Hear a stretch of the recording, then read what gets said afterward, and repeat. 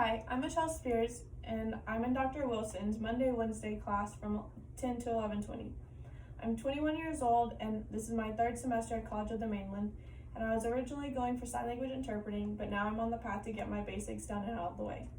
Today I'll be talking about Hiram Revels, who was born September 27, 1827, in Fayetteville, North Carolina.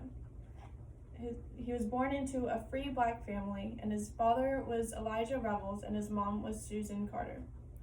At an early age, Hiram began working at his brother's barber shop, and once his brother passed away, he took over and ran it until he moved to Indiana to study at Beech Grove Quaker Seminary. And later he moved to Ohio to further his studies at Drake County Seminary. In 1845, he was ordained as a nomadic preacher into the African Methodist Episcopal Church. While working in Illinois, he met a free black woman named Phoebe A. Bass, who he later married and had 6 daughters with. Hiram Revels preached all over the states to both free and enslaved African American communities. In 1854, he was arrested for preaching to a black community where it was illegal for him to be.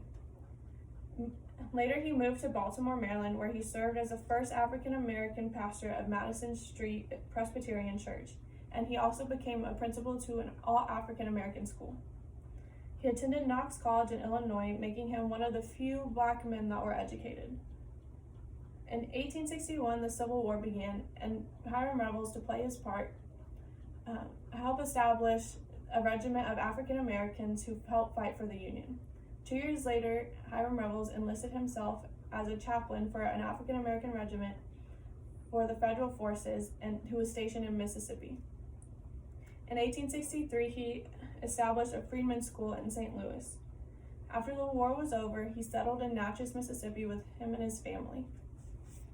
As a black Republican, Hiram Revels avoided getting into politics until his congregation coerced him into going into politics.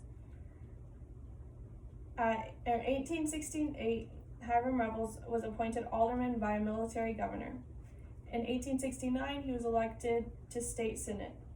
Later in his career, 2 seats in the U.S. Senate opened, which were Davis and Brown's positions, and Mississippi state legislator wanted 2 African American men to fill those seats. After 3 days and 7 ballots, and a vote 85 to 15, Hiram Revels was voted to Brown's spot. After Hiram Revels moved to Washington, he wasn't able to be sworn in because a group of Democrats said that Mississippi was under military rule and that there was no civil government to validate the votes. And at the time, Hiram Revels wasn't considered a U.S. citizen because of the 14th Amendment wasn't in place yet. On February 25th, 1870, there was a vote 48 to 18 to seat him assignments to the Committee on Education and Labor and Committee on District of Columbia. On March 16, 1870, Hiram Revels gave his maiden speech, which argued for the reinstatement of black legislators of Georgia General Assembly who had been outed illegally by white Democratic representatives. Hiram Revels' view on the Civil War rebels was very lenient, and he wanted to give them the least harsh punishment possible. After a 1-year term finishing out Brown's term, he fought for desegregation of schools, churches, and railroads.